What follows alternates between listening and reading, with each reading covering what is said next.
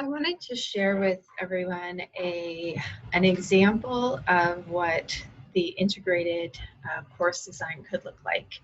I know sometimes it's a little overwhelming to hear all the pedagogy and the rules and the ideas without being able to kind of visualize what that might look like.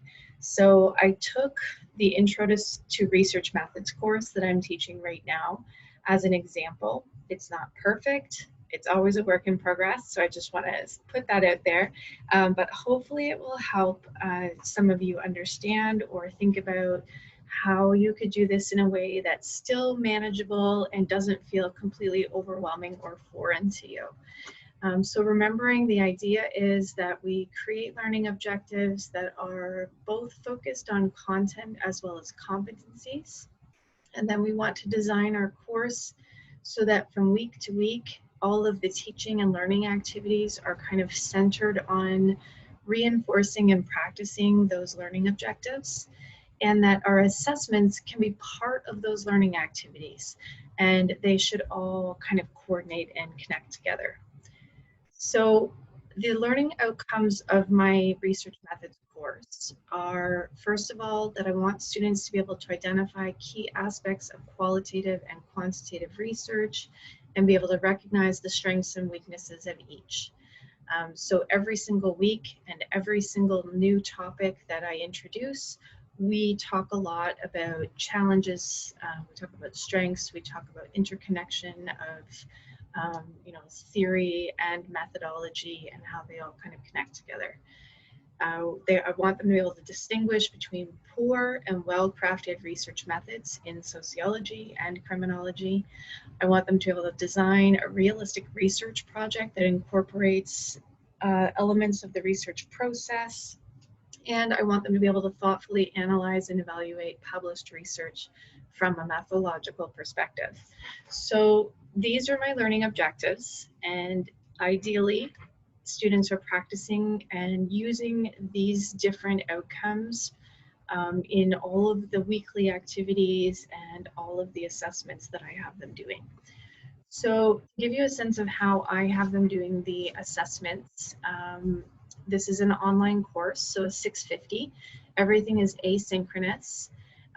They have online participation, and because participation is such an important thing for me, and because I believe so strongly that knowledge building together is a really impactful and effective way of learning new material, I make that mark worth quite a bit.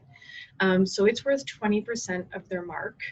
It is an ongoing requirement. They are supposed to be posting every week.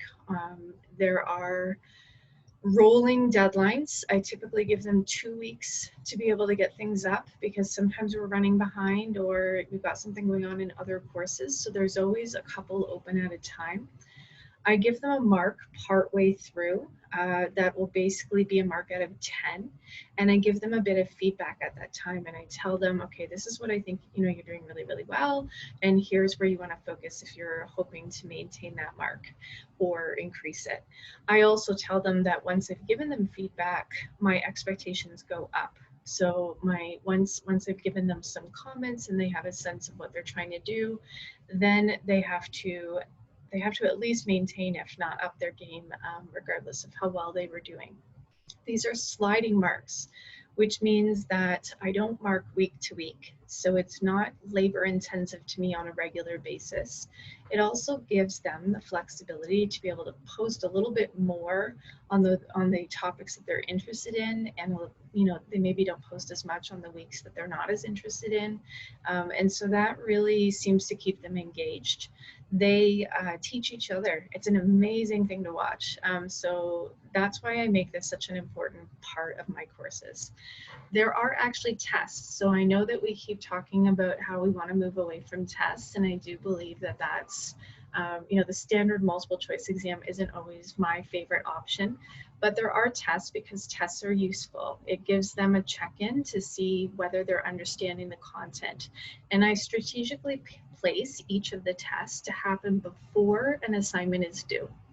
And the test will cover the content they need to understand in order to be able to do well on the assignment. So I put everything in a very specific order, and I have to build in enough time that I can get them the feedback back to them in time for it to be useful. I will admit it was a bit of a stretch between this first one and the first assignment. It was a little bit too close. So I'm always tweaking as I'm going. But these tests are they're mixed. They are not strictly multiple choice. They are application based. They have three parts. One part is a few multiple choice questions just to kind of make sure that they're kind of getting some of the main terms, and that's randomized so that everybody gets a different set, and therefore I'm not worrying so much about cheating. I also asked them to write in a rationale as to why they've picked the answer they did in their own words, and I can use that rationale to understand if they're actually getting it or if they're just guessing.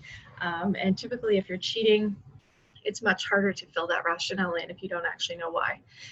So they do that. There's also a written question, again, randomized. There's usually, between 3 and 5 options, and they get one of those 3. And there's a reflection question, which are often my favorite questions, where I ask them to just tell me about what they're thinking about on a given topic. So 3 tests, each only worth 10%, so it's not as big of a component of their mark. It's really just there to check in and see how things are going. The qualitative assignment here was them listening to a podcast and then answering a series of methodological questions that they were allowed to pick from. So they didn't have to answer all of them, but they were supposed to kind of think that through. The second one was reading an article, and they had to pick a quantitative article. It could be on anything that they were interested in. And again, there was a series of questions. So thinking back, my learning objectives were for them to be able to really dissect and understand different research done by other people. And so we practiced that in our assignments. We did the assignments after we did the tests so that I knew that they had mastered the content.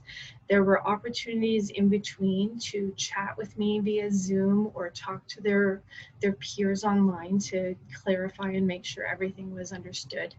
With each assessment, I give a bit of feedback. It's really not a lot. It's usually a line or 2 where I'm just kind of like, this is what I think you've done really, really well, and here's where I want you to focus moving forward, which they've all said they found incredibly helpful. And then the last assignment is a culminating assignment where they are designing their own research project. There's a proposal that they've submitted where they're going to tell me what the topic is, and they're going to outline questions they're not sure about how to answer so that I can give them some tips. It's really short and quick, about half page to a page. And then there's the final project. There is no final exam. That is their final exam. And so that way everything is building upon everything else, and it all connects together. Just to show you what I have set up on my weekly lessons.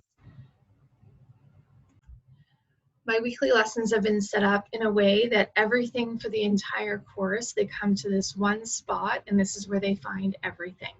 And this is all on OWL. So they can find the course outline.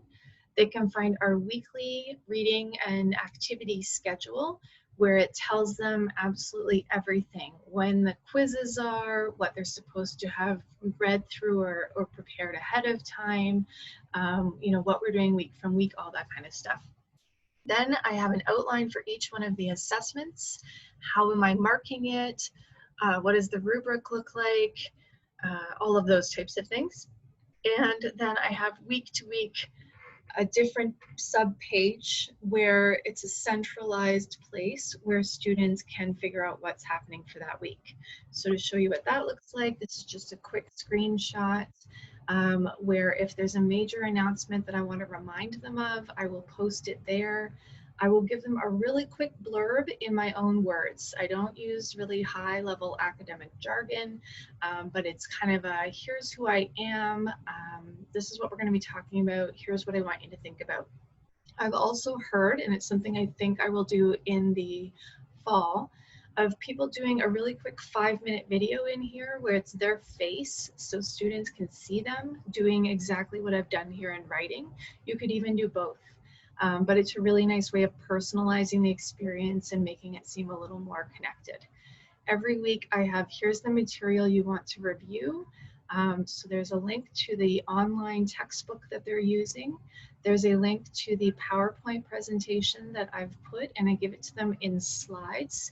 And there's a video of me presenting the PowerPoint where they can hear my voice, and you can do that in whatever way you want. So every week they have material they're reviewing. They have access to the slides because I put links in videos that they might want to take a look at. And then it's me talking. When they're ready, then I link them to their chat so they can go and talk with their peers about whatever it was that caught their interest this week. And if it's a week where there happens to be a test, I will link the test directly in here. And that way everything is connected, everything works together, and it's really not that labor intensive for me, but because it's so consistent and I communicate the same way all the time, it makes my life and their life a lot easier. Please reach out to me or to MOP anytime if you want to talk more about any of these things. Take care, everyone. Bye-bye.